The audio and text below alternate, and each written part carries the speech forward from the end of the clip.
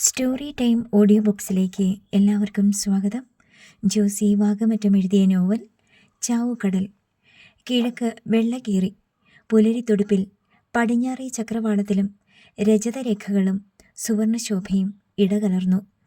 ചെല്ലിക്കടപ്പുറത്ത് കടൽക്കാക്കകൾ പറന്നു താഴുകയും കരഞ്ഞ് ബഹളമുണ്ടാക്കുകയും ചെയ്തു. കടപ്പുറത്തേക്ക് വള്ളങ്ങൾ വരികയും മീൻകുട്ടകൾ ഇറക്കുകയും ചെയ്യുന്നുണ്ടായിരുന്നു. ചില വള്ളങ്ങൾ മത്സ്യബന്ധനത്തിനായി പുറപ്പെടുന്നതേയുള്ളൂ. കിഴക്കേ ചക്രവാളത്തിൽ ഉദയത്തിൻ്റെ പ്രതിഫലനം സൃഷ്ടിച്ച അരണ്ട വെട്ടത്തിൽ ചലിക്കുന്നതും നിശ്ചലവുമായ എല്ലാ ദൃശ്യങ്ങളും കേവലം നിഴലുകളായി തോന്നിച്ചിരുന്നു. കടപ്പുറത്ത് കാൽമുട്ടുകൾക്ക് മീതെ തലവെച്ച് തളർന്നിരിക്കുന്ന ശൗര്യക്കുട്ടിയുടെ പാദങ്ങളിൽ ആദ്യത്തെ വേലിയേറ്റ തിരമാല വന്നു തൊട്ടു. "നിനക്കെന്തു പറ്റി മോനെ?" എന്ന് കടൽ ചോദിക്കുകയാണെന്ന് അവന് തോന്നി. അവൻ്റെ കൺകോണിലേക്ക് ഒരു തുള്ളി കണ്ണീർ ഊറിയെത്തി. അത് തിരയിലേക്ക് ഞെട്ടറ്റു വീണു. കടലിനെല്ലാം മനസ്സിലായി.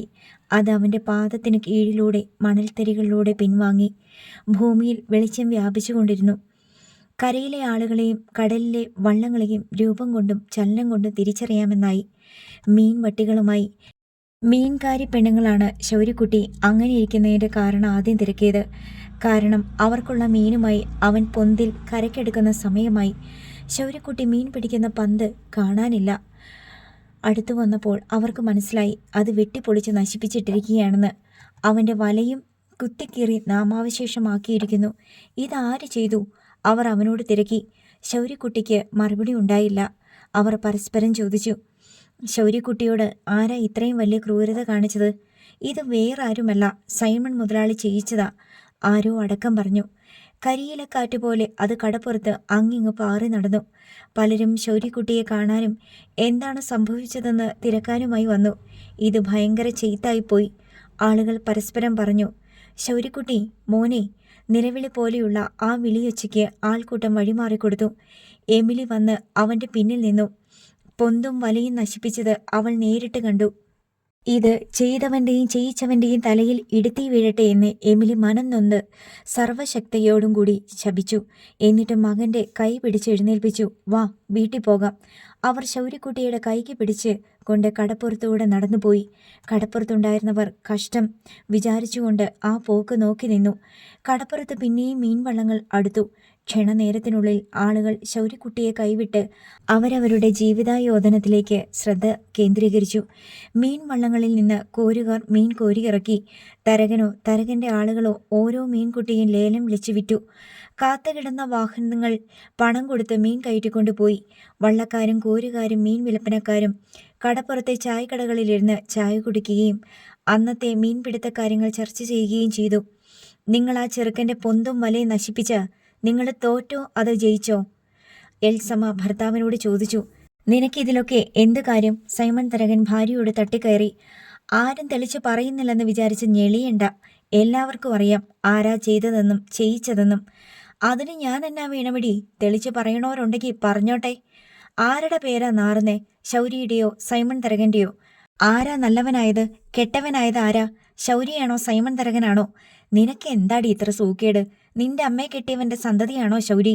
അവൻ്റെ കാര്യം വരുമ്പോൾ നീ എന്തിനാ എൻ്റെ അടുത്ത് വഴക്കിന് നിൽക്കണ്?" സൈമൺ തരകൻ്റെ ഭാഷ മാറി.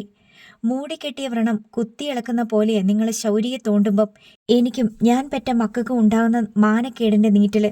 നിങ്ങൾക്ക് പിഴച്ചുണ്ടായ ഒരു സന്തതി ചെല്ലിക്കടപ്പുറത്തുള്ളപ്പോൾ ഇവിടെ ഈ വീട്ടിൽ ഞാൻ പ്രസവിച്ച മക്കൾക്ക് എന്താ വില?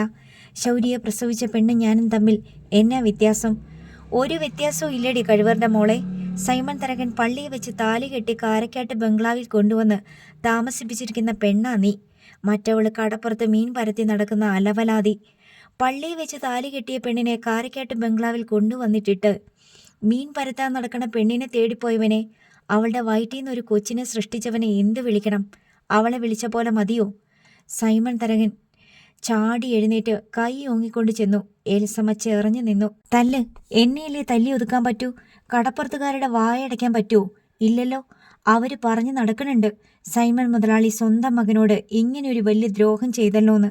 സ്വന്തം ചോരയിലുണ്ടായ കൊച്ചിന് തിന്നാനും കുടിക്കാനും കൊടുത്ത് വളർത്തിയുമില്ല, അതിൻ്റെ ചോട്ടില് മണ്ണ് വാരിയിടാൻ നോക്കുകയും ചെയ്യുന്നല്ലോന്ന്. ആര് പറഞ്ഞടി അങ്ങനെ? ഒരുത്തൻ്റെ പേര് പറ, അല്ലെങ്കിൽ ഒരുത്തിയുടെ പേര് പറ." സൈമൺ തരകൻ വെല്ലുവിളിച്ചു. "മനുഷ്യരെ കൊണ്ട് സത്യം പറയിക്കാതെ ഭയപ്പെടുത്തി അവരുടെ വാ പൂട്ടിക്കുന്നതല്ല സാമർഥ്യം, അവർ സത്യം പറയുമ്പോൾ അതിന് നല്ല തൻ്റെ ഇടത്തോടെ നേരിട്ട് നിന്ന. നീ എന്നെ കൂടുതൽ പഠിപ്പിക്കാനൊന്നും വരണ്ട. നിന്റെ വിവരവും വിദ്യാഭ്യാസവും എത്രയുണ്ടെന്ന് എനിക്കറിയാം. ആ ശൗര്യയുടെ പ്രായത്തിൽ ഒരു മകൻ ഈ വീട്ടിലും വളർന്നു വരുന്നുണ്ടെന്നുള്ള ഓർമ്മ വേണം.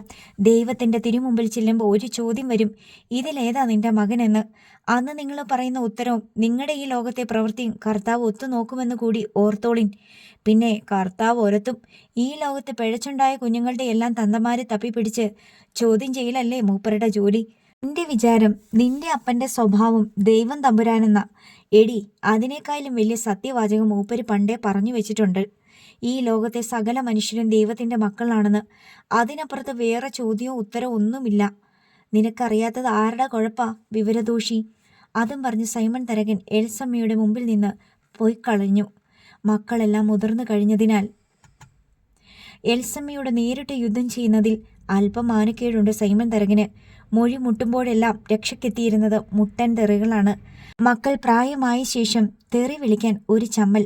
ഒരു ദിവസം മകൾ ഡോളി മുഖത്ത് നോക്കി ചോദിക്കുകയും ചെയ്തു, ഡാഡിക്ക് നാണമില്ലേ മമ്മി ഇങ്ങനെ തെറി വിളിക്കാൻ? കള്ളു കുടിച്ച് ലെക്കില്ലാതെ പിച്ചക്കാർ തമ്മിൽ പറയുന്ന പോലത്തെ തെറി. നീ പൊടിമായി എന്നുവരെ പറഞ്ഞിട്ട് അത് സ്വന്തം മകളാണല്ലോ എന്ന ബോധോദയത്തിൽ സൈമൺ തരകൻ ബാക്കി വിഴുങ്ങി.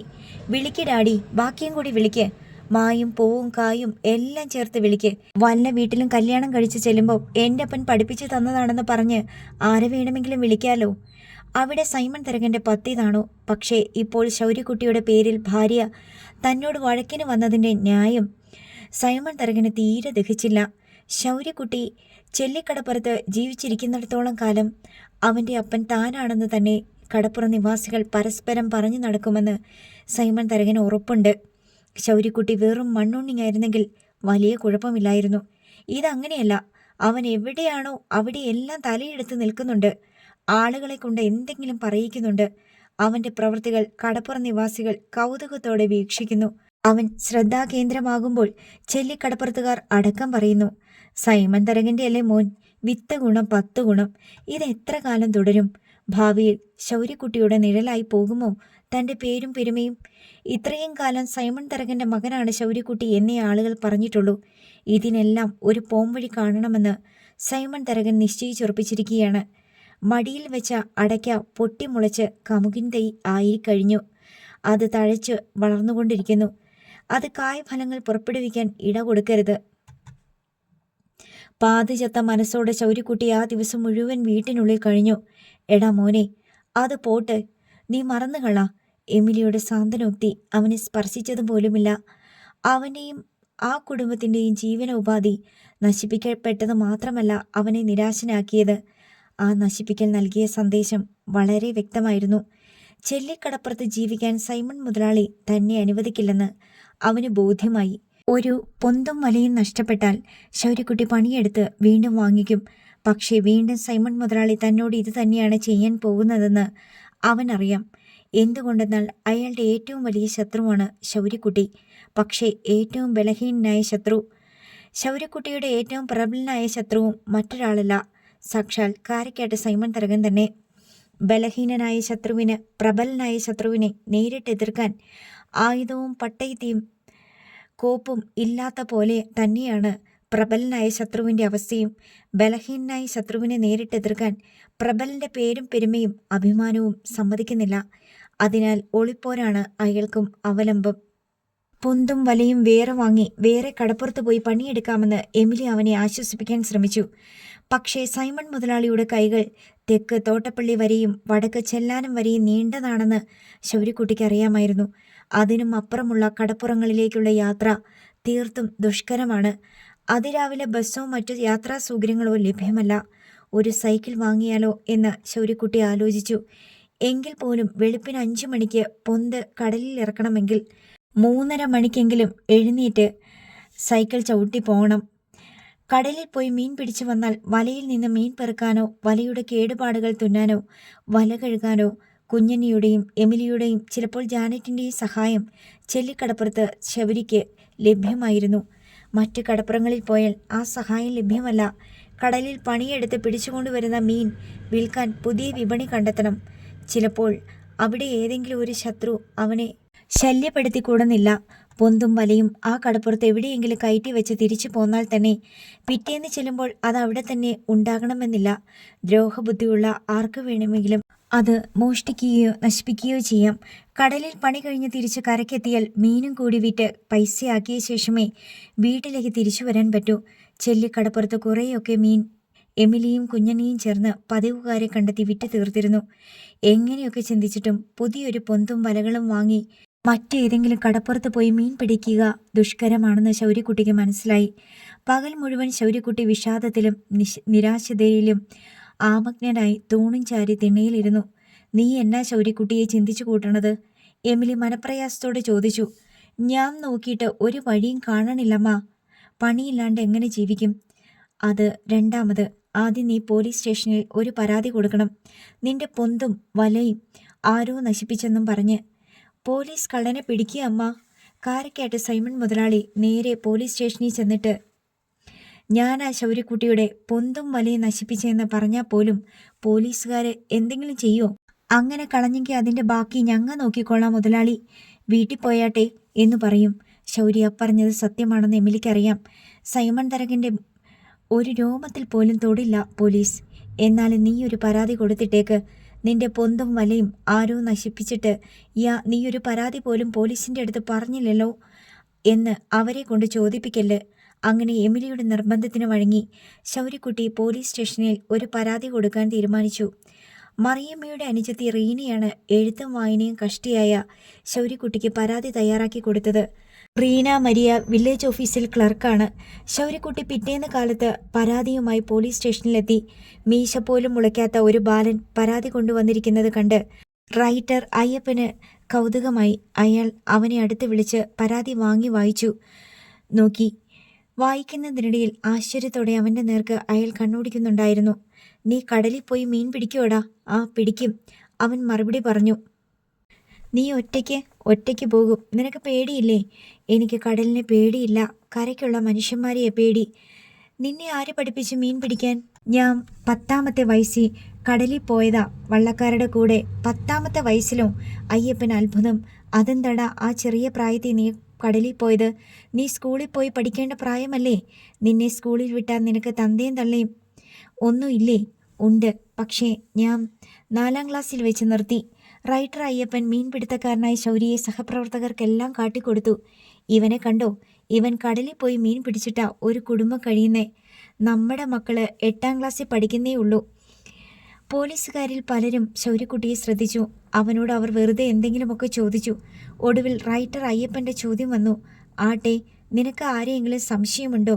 നിന്റെ പൊന്തും വലയും നശിപ്പിക്കാൻ സാധ്യതയുള്ള ആരെങ്കിലും ചെല്ലിക്കടപ്പുറത്തുണ്ടോ? സൈമൺ തരകൻ്റെ പേര് നാവിൻ തുമ്പത്ത് വന്നെങ്കിലും അവൻ അത് വിഴുങ്ങി. എനിക്ക് ആരെയും സംശയം തോന്നുന്നില്ല. നിനക്ക് ശത്രുക്കൾ ആരെങ്കിലും ഉണ്ടോ? ശൗര്യക്കുട്ടിക്ക് ശത്രുവുണ്ട്. അവനത് പറയാൻ അറച്ചു. നീ ധൈര്യമായിട്ട് പറഞ്ഞോടാ. നിന്റെ മനസ്സിൽ എന്തോ ഉണ്ടല്ലോ. ആരാ നിന്റെ ശത്രു? കാരക്കാട്ട് സൈമൺ മുതലാളി. കാരക്കാട്ട് സൈമൺ തരകൻ നിന്റെ ശത്രുവോ? റൈറ്റർ അയ്യപ്പൻ ഉറക്കെ ചിരിച്ചു. അത് കൊള്ളാവല്ലോ. അയാളുടെ മുന്നിൽ നീ ഈച്ചയോ കൊതുകോ അല്ലേടാ. നീ അയാളുടെ ശത്രുവാണെന്ന് പറയുന്നത് തന്നെ അയാൾക്ക് ഭയങ്കര നാണക്കേടായിരിക്കും. എന്തിനാ നിന്നോട് അയാൾക്ക് ശത്രുത? വീണ്ടും ശൗര്യക്കുട്ടി പറയാൻ അറച്ചു. പേടിക്കണ്ട, പറഞ്ഞോ. നിന്നെ ഇവിടെ ആരും ഒന്നും ചെയ്യാൻ പോണില്ല. ചെല്ലിക്കടപ്പുറത്തുകാരൊക്കെ പറഞ്ഞുകൊണ്ട് നടക്കണ് സൈമൺ മുതലാളി എൻ്റെ അപ്പനാണെന്ന്. മുറുക്കാൻ ചവച്ചുകൊണ്ടിരുന്ന റൈറ്റർ അയ്യപ്പൻ ചവയ്ക്കൽ നിർത്തി. എന്നിട്ട് ശൗര്യയെ അടിമുടി നോക്കി. നിന്റെ അപ്പൻ കാരക്കാട്ട് സൈമൺ തരകനാണെന്നോ? നാട്ടുകാരങ്ങനെ പറയണ്.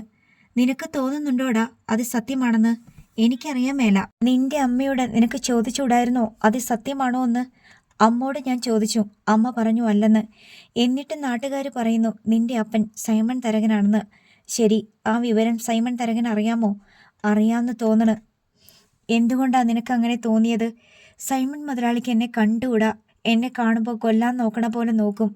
ഞാൻ ആദ്യം ജീസസ് വള്ളത്തിലാ കടലിപ്പണിക്ക് പോയിക്കൊണ്ടിരുന്നേ. ഒരു ദിവസം വള്ളക്കാരൻ എൻ്റെ അടുത്ത് പറഞ്ഞ് നിനക്കിനി ജീസസ് വള്ളത്തിൽ പണിയില്ലാന്ന്. എന്നെ ആ വള്ളത്തിൽ കയറ്റരുതെന്ന് സൈമൺ മുതലാളി പറഞ്ഞേക്കണ്. ശൗര്യക്കുട്ടി തുടർന്ന് സെൻറ് തോമസ് വള്ളത്തിൻ്റെ കഥയും ചെല്ലാനത്ത് ശ്രീമുരുകനിൽ പോയ കഥയും ചെറിയഴിക്കിൽ പണിക്ക് പോയ കഥയും പറഞ്ഞു. പോലീസുകാർക്ക് ശൗര്യക്കുട്ടിയോട് സഹതാപമായി. അവർ പരാതി വാങ്ങിവെച്ച് SI സ്റ്റേഷനിൽ വരുമ്പോൾ ഏൽപ്പിച്ചു കൊള്ളാം എന്ന് സമ്മതിച്ച് ശൗര്യക്കുട്ടിയെ തിരിച്ചയച്ചു. SI മനോജ് കുര്യൻ എത്തിയപ്പോൾ റൈറ്റർ അയ്യപ്പൻ ശൗര്യക്കുട്ടിയുടെ പരാതിയെപ്പറ്റി ഒരു വിചിത്ര കഥയെന്ന പോലെ പറയുകയും പരാതി ഏൽപ്പിക്കുകയും ചെയ്തു. SI അത് ഓടിച്ചു വായിച്ച ശേഷം റൈറ്ററെ തിരിച്ചേൽപ്പിച്ചു. എന്നിട്ട് ഉടൻ തന്നെ സൈമൺ തരകനെ ഫോണിൽ വിളിച്ച് പരാതിയെപ്പറ്റി പറഞ്ഞു. മുതലാളിയാണ് അവൻ്റെ നമ്പർ 1 ശത്രു എന്നാണ് അവൻ ഇവിടെ പോലീസുകാരോട് പറഞ്ഞത്. കാരണം ചോദിച്ചപ്പോൾ അവൻ പറഞ്ഞ ന്യായം സൈമൺ മുതലാളി അവൻ്റെ തന്തയാണെന്ന് നാട്ടുകാരൊക്കെ അടക്കം പറയുന്നത്രേ. മനോജെ, അവൻ ഭൂലോക ചെട്ടിയ, കടപ്പുറത്തെ എണ്ണം പറഞ്ഞ ഒരു തേവിടിശി അവൻ്റെ അമ്മ. എനിക്കെതിരെ പരാതി പറഞ്ഞവനെ വെറുതെ വിടല്ല്. സൈമൺ തരകൻ പൊട്ടിത്തെറിച്ചു. പക്ഷെ അവൻ ബുദ്ധിയുള്ളവനാ. പരാതിയിൽ നിങ്ങൾക്കെതിരെ ഒന്നും എഴുതിയിട്ടില്ല. എന്നാലും അവൻ നാണം കെട്ടൊരു ആക്ഷേപം പറഞ്ഞല്ലോ. എൻ്റെ പേര് ചേർത്ത് നിങ്ങൾ ചെല്ലിക്കടപ്പുറത്ത് പോയി അന്വേഷിപ്പിക്കണം അവൻ്റെ തന്തയാരാണെന്ന്. ആരെങ്കിലും എൻ്റെ പേര് പറഞ്ഞാൽ അവൻ്റെ പൊന്തും വലയും നശിപ്പിച്ച കുറ്റം കൂടി ഞാൻ ഏറ്റെടുത്തോളാം. ഇല്ലെങ്കിൽ അവനെ കസ്റ്റഡിയിലെടുത്ത് ലോക്കപ്പിലിട്ട് ഇടിച്ച് അവൻ്റെ കൂമ്പൊടിക്കണം. എനിക്കെതിരെ അവൻ വളർന്നു വരല്ല്. അത്രയ്ക്കൊക്കെ വേണോ സൈമൺ മുതലാളി? വേണം. അവൻ എനിക്കെതിരെ അപവാദം പറഞ്ഞവനാ. ഞാൻ പറയുന്ന പോലെ ചെയ്താൽ മതി. തനിക്കെന്താ വേണ്ടതെന്ന് വെച്ചാൽ ഞാൻ ക്വാർട്ടേഴ്സിലേക്ക് എത്തിച്ചു തന്നോളാം. അല്ലെങ്കിൽ എൻ്റെ റിസോർട്ടിലേക്ക് വന്നാൽ മതി. ശരി, ഞാനൊന്ന് അന്വേഷിക്കട്ടെ. താൻ പോയി അന്വേഷിക്കണം. ഡ്യൂക്കിൽ പോലീസുകാരെ വിട്ടാൽ പോരാ. സൈമൺ മുതലാളി ശഠിച്ചു. മനോജ് കുര്യൻ പോകാമെന്നേറ്റു. സൈമൺ തരകനെ പിണക്കുന്നത് ബുദ്ധിയല്ലെന്ന് അയാൾക്കറിയാം. ഉച്ചതിരിഞ്ഞ നേരത്തെ SIയും 2 പോലീസുകാരും ചെല്ലിക്കടപ്പുറത്തെത്തി. ശൗര്യക്കുട്ടിയുടെ വീട് തീരദേശവാസികളിൽ ഒരാൾ പോലീസിന് കാണിച്ചു കൊടുത്തു. മൺ റോഡിൽ പോലീസ് ജീപ്പ് നിർത്തിയിട്ട ശേഷം SI മനോജ് കുര്യൻ ശൗര്യയുടെ വീട്ടിലേക്ക് പോലീസുകാരെ അയച്ചു. അവർ ചെന്നപ്പോൾ ഓല മെടഞ്ഞുകൊണ്ട് മുറ്റത്തിരുന്ന കുഞ്ഞന്ന എഴുന്നേറ്റ് ഭവ്യതയോടെ നിന്നു. ശൗര്യക്കുട്ടി ഇല്ലേ ഇവിടെ? പോലീസുകാരൻ തിരക്കി. ഉണ്ട്, കുഞ്ഞന്ന പറഞ്ഞു. എമിലിയുടെ നെറ്റി ചുളിഞ്ഞു. ശൗര്യക്കുട്ടി എഴുന്നേറ്റ് മീൻ ചെതുമ്പിൽ പറ്റിപ്പിടിച്ച കൈകൾ കഴുകിയ ശേഷം മുൻവശത്തേക്ക് ചെന്നു. നിന്നെ SI അദ്ദേഹം വിളിക്കുന്നു. ദാ അവിടെ ജീപ്പിലിരിപ്പുണ്ട്, പോലീസുകാരൻ പറഞ്ഞു. ശൗര്യക്കുട്ടി ജീപ്പിനടുത്തേക്ക് നടന്നു. തെറ്റൊന്നും ചെയ്തിട്ടില്ലാത്തതിനാൽ അവന് ഭയമൊന്നും തോന്നിയില്ല. അവൻ ജീപ്പിനടുത്തെത്തിയപ്പോൾ SI മനോജ് കുര്യൻ മുൻ സീറ്റിൽ ഇരുന്നുകൊണ്ട് അവനെ അടിമുടി നോക്കി. കേറട ജീപ്പിൽ, അയാൾ ആജ്ഞാപിച്ചു. ശൗര്യക്കുട്ടി അമ്പരന്നു. പോലീസുകാർ അവൻ്റെ കൈക്ക് പിടിച്ചുകൊണ്ടുപോയി ജീപ്പിൻ്റെ പിൻവാതിൽ തുറന്ന് അതിലൂടെ അകത്ത് കയറ്റിയിരുത്തി. ജീപ്പ് ചലിച്ചു തുടങ്ങി. എമിലിയും കുഞ്ഞനെയും വീട്ടുമുറ്റത്ത് പരിഭ്രാന്തരായി നിന്നു. ശൗര്യക്കുട്ടിയെ പോലീസ് കടപ്പുറത്തേക്ക് കൊണ്ടുപോയി.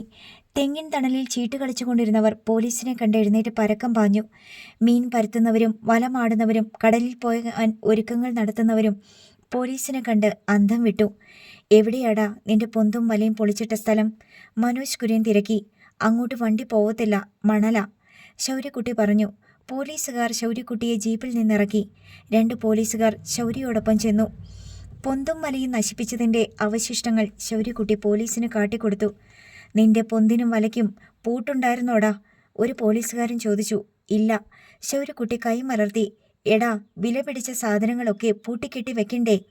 വെറുതെ കടപ്പുറത്ത് വലിച്ചെറിഞ്ഞ പോലെ ഇട്ടാ ആരെങ്കിലും അടിച്ചോണ്ട് പോകും, ഇല്ലെങ്കിൽ നശിപ്പിക്കും. സാറേ, കടപ്പുറത്ത് വള്ളത്തിനും വലയ്ക്കും ഒന്നിനും പൂട്ടില്ല. ആരും കട്ടോണ്ട് പോകത്തുമില്ല. ഇല്ലെങ്കിൽ പിന്നെ ഇതെങ്ങനെ സംഭവിച്ചു? എന്നോട് ദേഷ്യമുള്ളവർ ചെയ്തതാ, ശൗര്യക്കുട്ടി പറഞ്ഞു. പോലീസ് അവനെ ജീപ്പിനടുത്തേക്ക് കൊണ്ടുവന്നു. SI മനോജ് കുര്യൻ ജീപ്പിൽ നിന്നിറങ്ങി. കടപ്പുറത്തുണ്ടായിരുന്ന ആളുകളെ ജീപ്പിനടുത്തേക്ക് വിളിപ്പിച്ചു. ഈ ശൗര്യ കടലിൽ കൊണ്ടുപോകുന്ന പൊന്തും വലയും ആരെങ്കിലും നശിപ്പിക്കുന്നതായിട്ട് നിങ്ങൾ ആരെങ്കിലും കണ്ടോ? മനോജ് കുര്യൻ എല്ലാവരോടുമായി ചോദിച്ചു. കണ്ടവരാരുമില്ല. ഈ കൂട്ടത്തിൽ ആരെങ്കിലും കണ്ടെങ്കിൽ പറയ്. ആർക്കും ഒന്നും പറയാനില്ല. കണ്ടതായിട്ട് നിങ്ങളോട് ആരെങ്കിലും പറഞ്ഞോ? അതിനുമില്ല ഉത്തരം. അപ്പോൾ ആരും കണ്ടിട്ടില്ല? രാത്രിയിൽ ആരാണ്ട് ചെയ്തതാ സാറേ. എങ്ങനെ കാണാനാ? ഞങ്ങളെല്ലാം ഉറക്കമല്ലായിരുന്നോ? അപ്പായി ധൈര്യസമേതം പറഞ്ഞു. നിങ്ങൾക്ക് ആരെയെങ്കിലും സംശയമുണ്ടോ? SI ചോദിച്ചു. ശൗര്യക്കുട്ടി പ്രതീക്ഷയോടെ ഓരോരുത്തരെയും നോക്കി. ആരെങ്കിലും സൈമൺ മുതലാളിയുടെ പേർ പറയുമോ? ഇല്ല. സൈമൺ മുതലാളിയുടെ കൂലിക്കാരുടെ പേര് ആരെങ്കിലും പറയുമോ? അതുമില്ല. ആളുകൾ പരസ്പരം നോക്കുകയാണ്. ആരെയെങ്കിലും സംശയമുണ്ടോടാ? ഇല്ല സാറേ. അപ്പായി തന്നെ ആദ്യം പറഞ്ഞു. മറ്റുള്ളവർ ഇത് തന്നെ ഏറ്റു പറഞ്ഞു. ഈ ശൗര്യയുടെ അമ്മയാരാ? എമിലിന്ന് പേരുള്ള സ്ത്രീയാ, ഒരാൾ വെളിപ്പെടുത്തി. ഇവന്റെ അപ്പനാരാ? ആരും മിണ്ടുന്നില്ല. ചോദിച്ചത് കേട്ടില്ലേടാ? മനോജ് കുര്യൻ വലത് കൈയിലിരുന്ന ലാത്തി ഇടത് കൈ വെച്ച് തടവിക്കൊണ്ട് ഓരോരുത്തരെയും മാറി മാറി നോക്കി. ഇവന്റെ അപ്പൻ ആരാണെന്ന് നിങ്ങൾക്കാർക്കും അറിയത്തില്ലേ? ആരാടാ ഇവന്റെ അപ്പൻ? അപ്പായിയോടാണ് ചോദ്യം. എനിക്കറിയത്തില്ല സാറേ, അപ്പായി പറഞ്ഞു. ഇവന്റെ അപ്പന്റെ സ്ഥാനത്ത് ആരുടെയെങ്കിലും പേര് ആരെങ്കിലും പറഞ്ഞു കേട്ടിട്ടുണ്ടോടാ? SI ചോദിച്ചപ്പോൾ കേട്ടുനിന്നവരുടെ മനസ്സിലും നാവിന്റെ തുമ്പത്തും കാരക്കാട് സൈമൺ തരകൻ എന്ന പേര് വിളഞ്ഞു വന്നതാണ്. പക്ഷെ കാറ്റ് പിടിച്ച പോലെ അത് അവിടെ തന്നെ നിന്നുപോയി. നിങ്ങളിൽ ആർക്കെങ്കിലും ആരെയെങ്കിലും സംശയമുണ്ടോടാ ഇവന്റെ അപ്പൻ ആരാണെന്ന്? അപ്പോഴും സൈമൺ തരകന്റെ പേര് പലരുടെയും നാവിൻ തുമ്പിൽ വരെ വന്നു. പക്ഷേ അത് ശബ്ദമായി പുറത്തേക്ക് വന്നില്ല. അവനെ ജീപ്പിലോട്ട് കേട്ട്, SI ശൗര്യക്കുട്ടിയുടെ നേർക്ക് ലാത്തി നീട്ടിയിട്ട് പോലീസുകാരോട് നിർദ്ദേശിച്ചു. പോലീസ് ശൗര്യക്കുട്ടിയെ ജീപ്പിൽ കയറ്റി.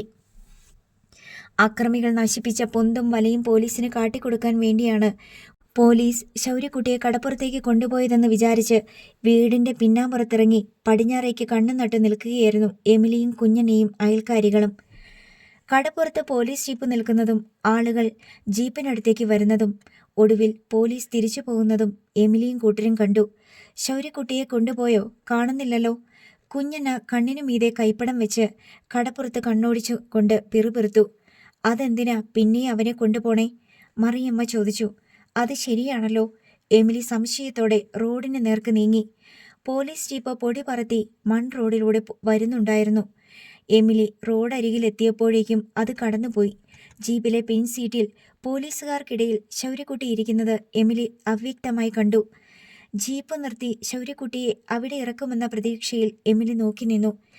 പക്ഷേ പോലീസ് ജീപ്പ് വളവുകൾ തിരിഞ്ഞ് അവളുടെ ദൃഷ്ടിപഥത്തിൽ നിന്ന് മറഞ്ഞു. പോലീസ് ശൗര്യക്കുട്ടിയെ വീണ്ടും സ്റ്റേഷനിലെത്തിച്ചു. അവനെ ലോക്കപ്പ് ചെയ്തേക്ക്, മനോജ് കുര്യൻ ആജ്ഞാപിച്ചു.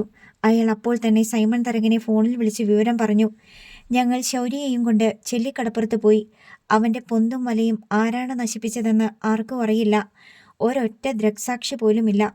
കടപ്പുറത്തുള്ള ആരെങ്കിലും എന്നെയോ എൻ്റെ ആളുകളെയോ സംശയിക്കുന്നുണ്ടെന്ന് പറഞ്ഞോ? ഇല്ല, ആരും പറഞ്ഞില്ല. എനിക്കെതിരെ എന്തെങ്കിലും തെളിവ് കിട്ടിയോ? ഇല്ല, ഒരു തെളിവുമില്ല.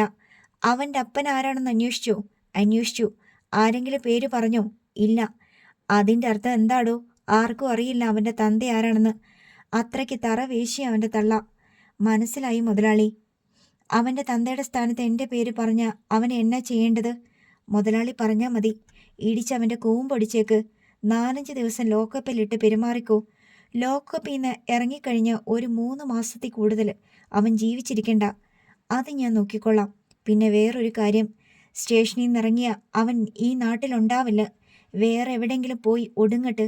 ഇടിച്ച് പത വരുത്തിയിട്ടാണെങ്കിലും അത് അവനെ കൊണ്ട് സമ്മതിപ്പിക്കണം. എന്നിട്ടേ പുറത്തോട്ട് വിടാവൂ. അതും SI മനോജ് കുര്യൻ ഏറ്റു. ഇപ്പം ബംഗ്ലാവിലോട്ട് വന്നാൽ ഞാനൊരു സാധനം തന്നയക്കാം. സൈമൺ തരകൻ ക്ഷണിച്ചു.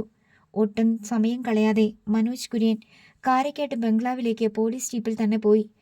ആർത്തുങ്കൽ പോലീസ് സ്റ്റേഷനിൽ നിന്ന് 5 കിലോമീറ്റർ താഴെ ദൂരമേ ഉള്ളൂ കാരക്കാട്ട് ബംഗ്ലാവിലേക്ക്. വൈകുന്നേരം 5 മണി കഴിഞ്ഞിട്ടും ശൗര്യക്കുട്ടിയെ കാണാഞ്ഞ് എമിലി രണ്ടും കൽപ്പിച്ച് ഡെന്നിച്ചനെയും കൂട്ടി ആർത്തുങ്കൽ പോലീസ് സ്റ്റേഷനിൽ വന്നു. ശൗര്യക്കുട്ടിയെപ്പറ്റി ചോദിച്ചപ്പോൾ അവിടെ ആർക്കും അറിയില്ല. SI ഇവിടെ ഇല്ല എന്നായിരുന്നു മറുപടി. ഈ സ്റ്റേഷനിലാണ് അവൻ പരാതി തരാൻ വേണ്ടി വന്നേ. ഈ സ്റ്റേഷനിലെ ജീപ്പിലാണ് അവനെ ചെല്ലിക്കടപ്പുറത്ത് കൊണ്ടുവന്നേ. ഇവിടുത്തെ പോലീസുകാരെൻ്റെ വീട്ടിലും വന്നിട്ടുണ്ടായിരുന്നു.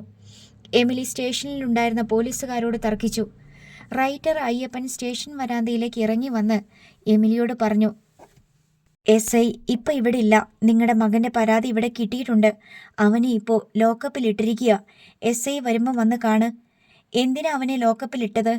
അവൻ്റെ അപ്പൻ ആരാണെന്ന് ചോദിച്ചപ്പോൾ കാരക്കാട്ട് സൈമൺ മുതലാളിയുടെ പേര് നാട്ടുകാരൊക്കെ പറയണ കേട്ടിട്ടുണ്ടെന്ന് അവൻ പറഞ്ഞു പോയി. അതിന് അവനെ പിടിച്ച് ലോക്കപ്പിലിട്ടിരിക്കുന്നേ, റൈറ്റർ അയ്യപ്പൻ വെളിപ്പെടുത്തി. അവൻ പറഞ്ഞത് സത്യമാ സാറേ.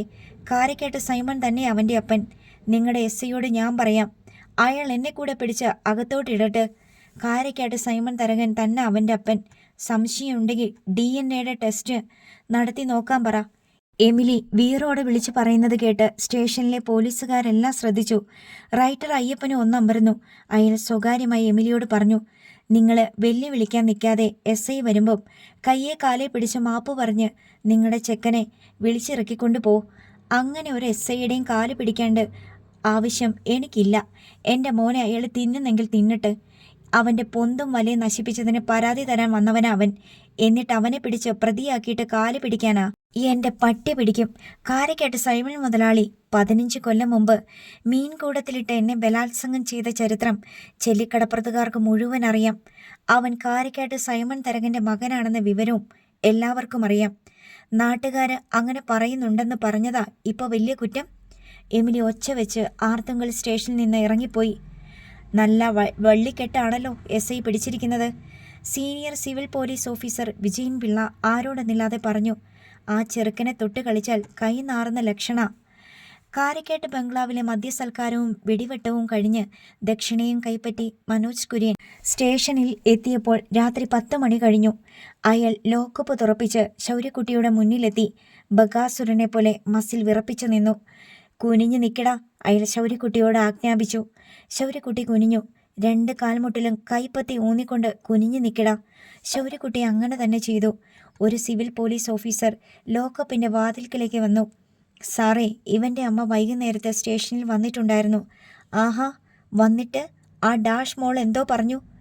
മനോജ് കുര്യൻ ശൗര്യക്കുട്ടിയുടെ പുറത്ത് കൈപ്പത്തി അമർത്തി ഉരസിക്കൊണ്ട് ചോദിച്ചു. അവളുടെ മോനെ കൊന്നു തിന്നോളാൻ പറഞ്ഞിട്ട് പോയി. ശൗര്യക്കുട്ടിയുടെ മുതുകിൽ കൂടുതൽ പരപ്പ് തോന്നിയ ഭാഗത്ത് മനോജ് കുര്യൻ ആഞ്ഞൊരിടിയടിച്ചു. ഒരു മരം പിഴുത് ദേഹത്ത് വീണ പോലെ ശൗര്യക്കുട്ടിയുടെ ഉടൽ ഉലഞ്ഞു. എന്നിട്ട് പിന്നെന്തൊക്കെ പറഞ്ഞു? SI വീണ്ടും ശൗര്യക്കുട്ടിയുടെ പുറത്ത് പരതി കൊണ്ട് ചോദിച്ചു. ഇവൻ കാരക്കാട്ട് സൈമൺ തരകൻ്റെ മകൻ തന്നെയാണെന്ന്. 15 കൊല്ലം മുമ്പ് കാരക്കാട്ട് സൈമൺ മുതലാളി അവളെ ബലാത്സംഗം ചെയ്തെന്ന്. ശൗര്യയുടെ മുതുകിൽ വീണ്ടും ഇടിവെട്ടി. നട്ടെല്ല് പൊട്ടിയതുപോലെ ഒരു വേദന തലയുടെ പിൻഭാഗത്ത് നിന്ന് തുടങ്ങി കാൽ വിരൽ തുമ്പുവരെ പാഞ്ഞു. മനോജ് കുര്യൻ അവൻ്റെ ഷർട്ടിനടിയിലൂടെ വയറിൽ പരതാൻ തുടങ്ങി. പൊക്കിൾ ചുഴി കണ്ടുപിടിച്ച് അതിലേക്ക് ചൂണ്ടുവിരൽ തിരികെ കയറ്റിയിട്ട് തല തിരിച്ച് സിവിൽ പോലീസ് ഓഫീസറോട് ചോദിച്ചു. കഴിവറുടെ മോൾ വേറെ എന്തൊക്കെ പറഞ്ഞു?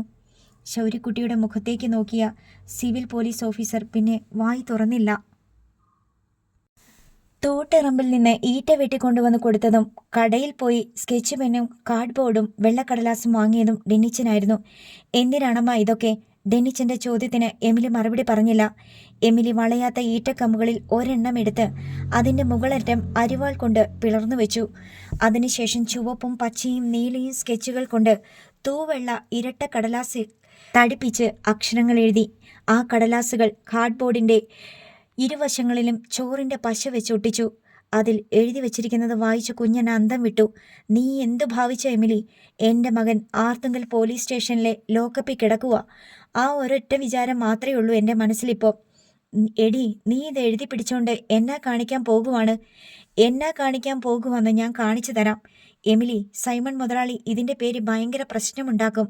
എരുതിയിലിട്ട് എണ്ണ ഒഴിക്കണോ? അയാൾക്കല്ല എരുതി, എനിക്കാ. എൻ്റെ ചങ്കിലെ എരുതിയിലോട്ട് അയാളാ എണ്ണയൊഴിച്ചത്. ഞാൻ കാട്ടിക്കൊടുക്കാം. എമിലി, നിനക്കിനി ഈ കടപ്പുറത്ത് ജീവിക്കേണ്ടതാ. നിന്റെ മക്കൾക്ക് ജീവിക്കേണ്ടതാ. എൻ്റെ മകൻ ആർത്തങ്കൽ പോലീസ് സ്റ്റേഷനിലാ, ലോക്കപ്പില്. ഒരു കുറ്റവും ചെയ്തിട്ടില്ല അവൻ. പരാതി കൊടുക്കാൻ പോയതാ. സൈമൺ മുതലാളിയുടെ കാശ് മേടിച്ച പോലീസ് അവനെ ഇടിച്ചുകൊണ്ടിരിക്കുക. എമിലിയെ തടയാൻ ആർക്കും കഴിഞ്ഞില്ല. ഞായറാഴ്ച രാവിലത്തെ കുർബാനയ്ക്ക് ശേഷം ആർത്തങ്കൽ പള്ളിയിൽ നിന്ന് ഇറങ്ങിയവർ കണ്ടത് എമിലി ഒരു പ്ലക്കാർഡും പിടിച്ച് നിൽക്കുന്ന കാഴ്ചയായിരുന്നു. പ്ലക്കാർഡിൽ ഏവർക്കും വായിക്കത്തക്ക വിധം വലിയ അക്ഷരങ്ങളിൽ സ്കെച്ച് പെന്നിൻ്റെ വിവിധ നിറങ്ങൾ ഉപയോഗിച്ച് എമിലി എഴുതി വച്ചിരുന്നു. ശൗര്യക്കുട്ടിയുടെ അപ്പൻ കാരക്കാട്ട് സൈമൺ തരകൻ. ഇത് സത്യം, സത്യം, സത്യം. അത് വായിച്ചവരെല്ലാം ആശ്ചര്യസ്തബ്ധരായി. വായിക്കാതെ വശങ്ങളിലൂടെ നടന്നു പോയവരും കാർ പാർക്ക് ചെയ്തിടത്തേക്ക് പോയവരും എമിലി നിൽക്കുന്നിടത്തേക്ക് വന്ന് വായിച്ചു. ഓരോ മിനിറ്റിലും എമിലി പ്ലക്കാർഡ് തിരിച്ചു പിടിച്ച് അതിൻ്റെ മറുവശത്ത് എഴുതിയത് കൂടി പ്രദർശിപ്പിച്ചു. എൻ്റെ മകനെ ലോക്കപ്പിലിട്ട് പോലീസിനെ കൊണ്ട് തല്ലിക്കുന്ന സൈമൺ തരകനോട് ഒരു ചോദ്യം.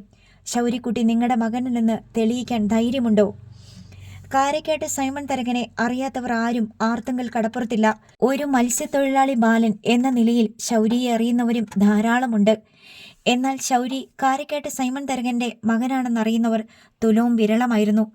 അറിയാവുന്നവർ തങ്ങളുടെ വിജ്ഞാനം മറ്റുള്ളവർക്കും പകർന്നുകൊടുത്തു. പറഞ്ഞും ചിരിച്ചും അവരവരുടെ വീടുകളിലേക്ക് മടങ്ങി. ആർത്തങ്കൽ ജംഗ്ഷനിലും മാർക്കറ്റിലും അതൊരു സംസാര വിഷയമായി മാറി. അടുത്ത ബസ്സിൽ കയറി തുമ്പോളിക്ക് പോയ എമിലി അവിടെ രണ്ടാം കുർബാന കഴിഞ്ഞിറങ്ങിയ ആളുകളുടെ മുന്നിൽ പ്ലക്കാർഡ് ഉയർത്തിപ്പിടിച്ചു.